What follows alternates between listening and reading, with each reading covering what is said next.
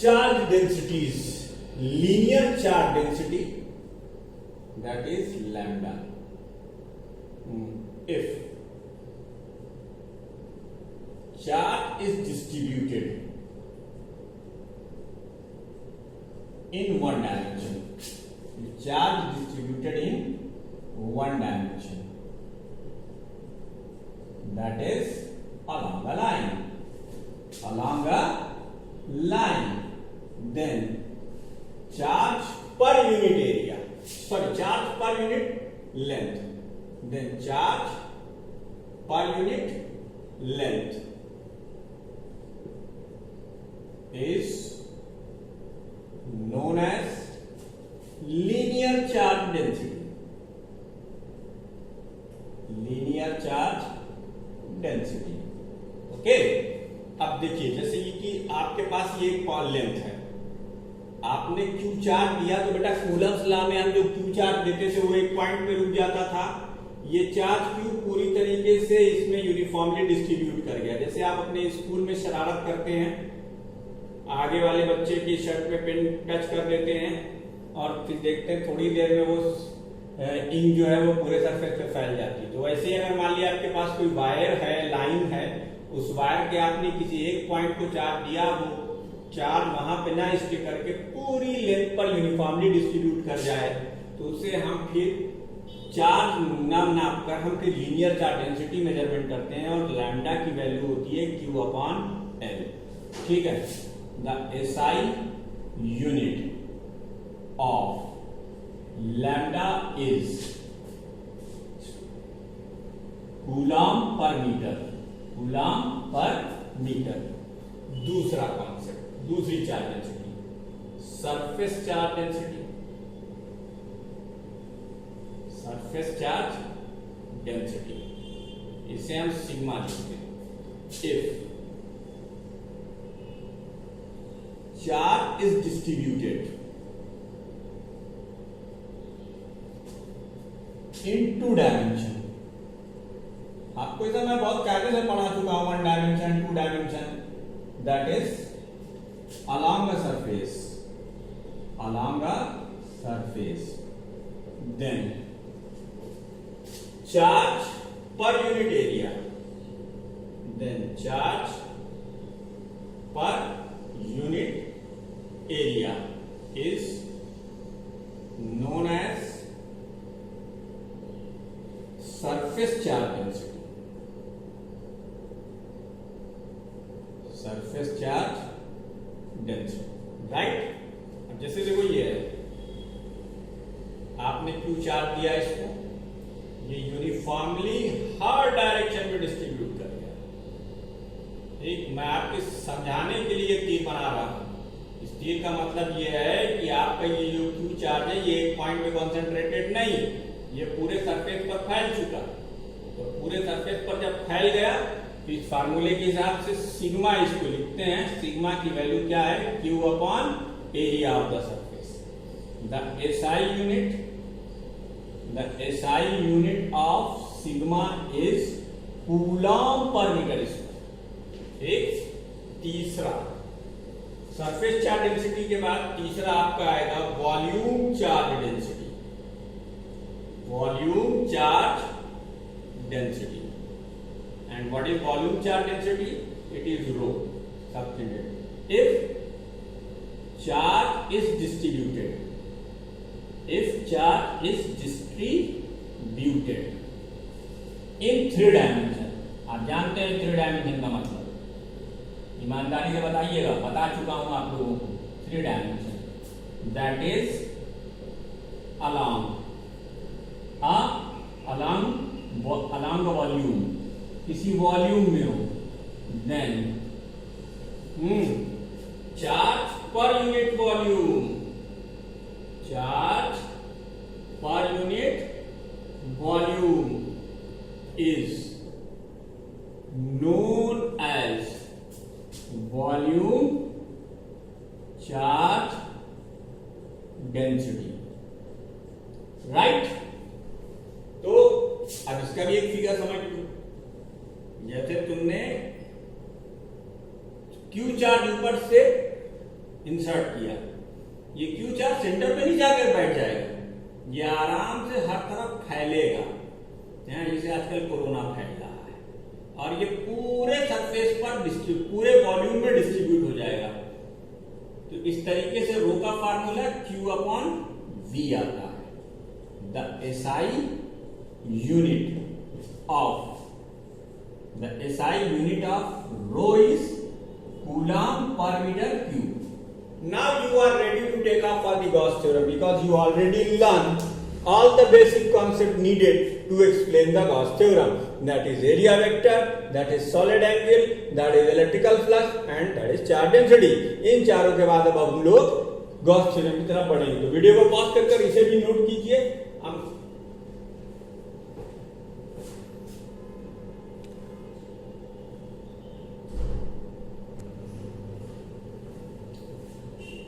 Gauss theorem, अब हम लोग गॉस थ्योरम पढ़ने के लिए तैयार हैं।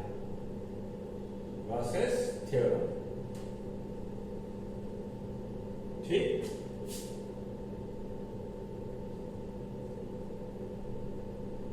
The flux through any surface, the flux through any surface is equal to 1 upon epsilon 0 times charge enclosed through it। ये है बेटा गॉस थ्योरम का स्टेटमेंट। किसी भी बाउंड सरफेस से जितना फ्लक्स होता है वो फ्लक्स 1 अपॉन epsilon 0 टाइम्स उसमें इनक्लोज चार्ज के थ्रू होता है, ठीक है। तो आपने फ्लक्स की एक डेफिनेशन पहले सीखी, ये थी वो E डॉट dA, इससे बिल्कुल घबराना नहीं। अब अकॉर्डिंग टू गॉस थ्योरम ये बराबर होगा किसके, Q enclosed upon epsilon 0, Q enclosed upon epsilon 0, ठीक है।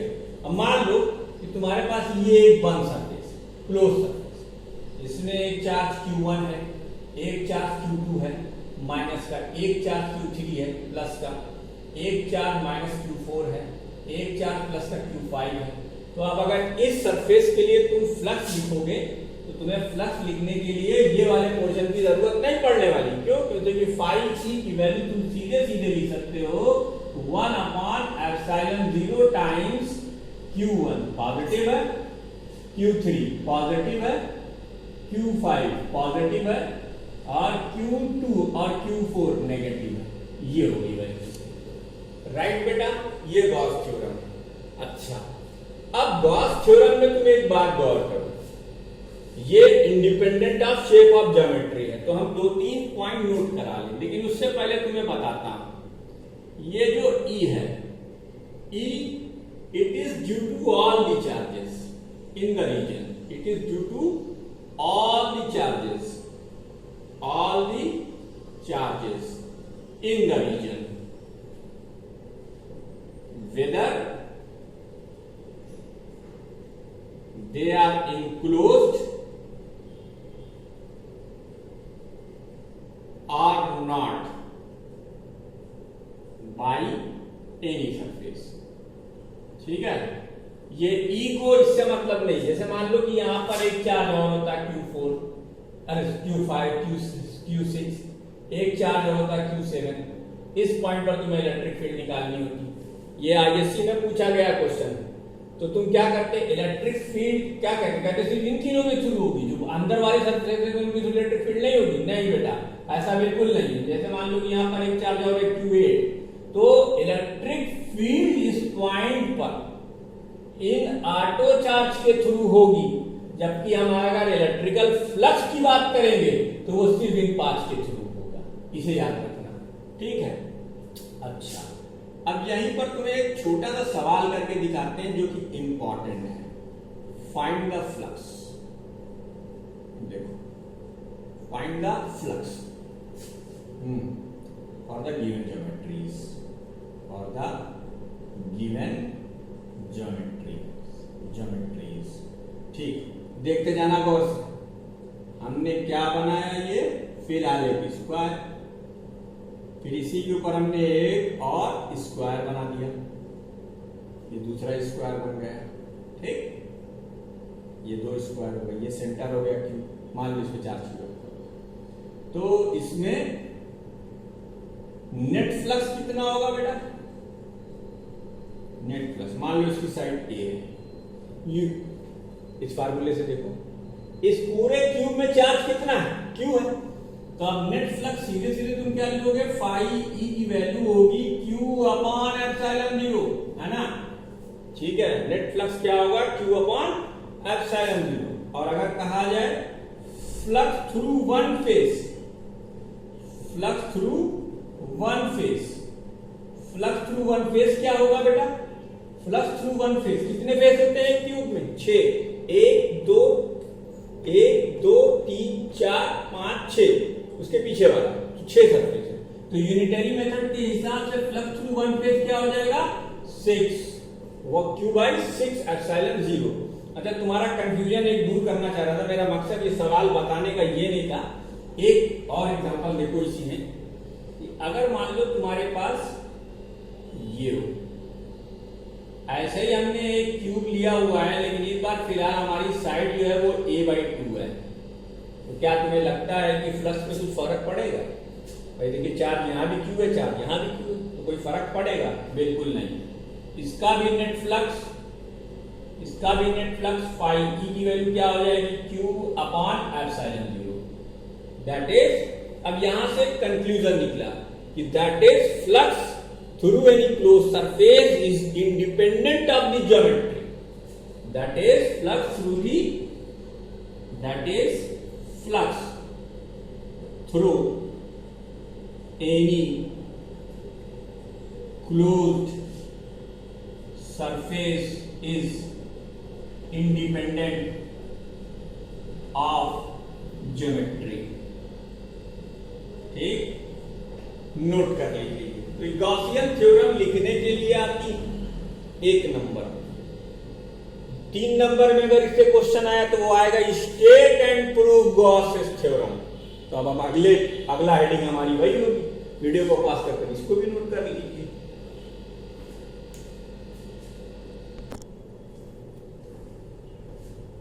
Proof of Gaussian theorem, consider an arbitrary shape, consider an arbitrary shape closed surface, consider an arbitrary shape closed surface having charge q at its center and let its mean radius is r। ठीक, अब हमने एक arbitrary shape surface बनाया। ठीक है, arbitrary है बेटा, हमारे हिसाब से है, इसमें कोई नियम कायदा नहीं चलेगा। ये मान लीजिए क्यूब है, ये देखिए। अब इस पे हमने एक एलिमेंट्री एरिया लिया। प्यारे बच्चों, मैं पहले ही बता चुका हूं आपको, इसके थ्रू एरिया वेक्टर कहां होगा, बाहर की तरफ। अच्छा, इलेक्ट्रिकल फील्ड के भी बारे में तुम्हें मालूम है, किसी भी पॉइंट के थ्रू जो इलेक्ट्रिक फील्ड होती है वो आउटवर्ड या इनवर्ड हो सकती है, लेकिन वो होगी क्या, हमेशा अलोंग द लाइन या opposite to inside the line, outside the line या इनसाइड द लाइन। तो यहाँ पर ई और डीए के बीच में एंगल 0 डिग्री होगा। ये हमने एक सरफेस माना है। अच्छा, इसकी हमने मीन रेडियस कितनी मानी है, आर मानी हुई है। इसकी मीन रेडियस हमने आर मानी हुई है, ये आर रेडियस है।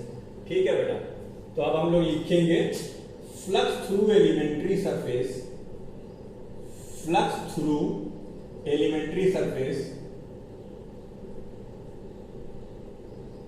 Flux through elementary surface DA.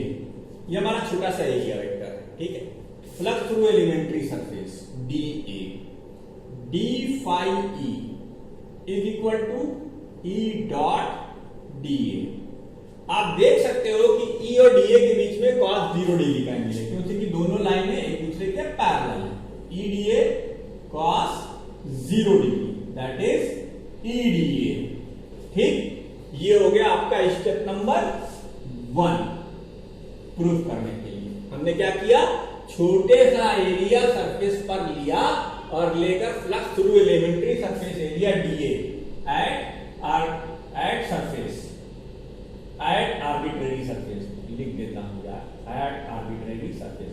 अच्छा, अगर वीडियो की पिक्चर क्वालिटी क्लियर नहीं आ रही होगी तो मैं इतनी तेज बोल रहा हूं कि आप ध्यान से सुनेंगे तो वो चीजें आपको समझ में आ जाएंगी। D phi E equal to E dot d A cos 0 degree E d A हो गया। अब ये देखो प्लस क्यू चार्ज है, अगर इसके थ्रू हम यहां पर इलेक्ट्रिक फील्ड लिखना चाहें तो हम क्या करेंगे? फार्मूला याद है आपको? Electric field,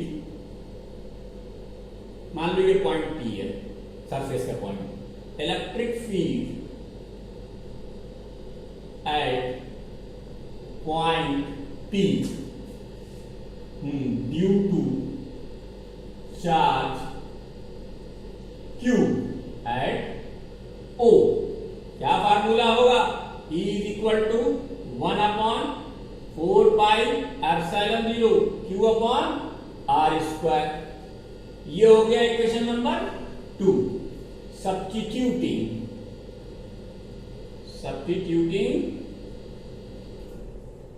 the value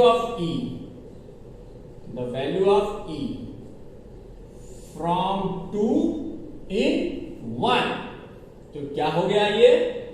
D phi E की वैल्यू हम सब्स्टिट्यूट करेंगे 1/4 pi epsilon 0 Q upon R square into D A. अब जरा गौर से देखो, Q अपॉन 4 पाई एप्सिलॉन 0 को एक तरफ कर दो और d A upon R square. बच्चों ये क्या है? The ratio of the area of the surface to the square of the radius, that is known as solid angle। तो d phi e की वैल्यू क्या हो गई?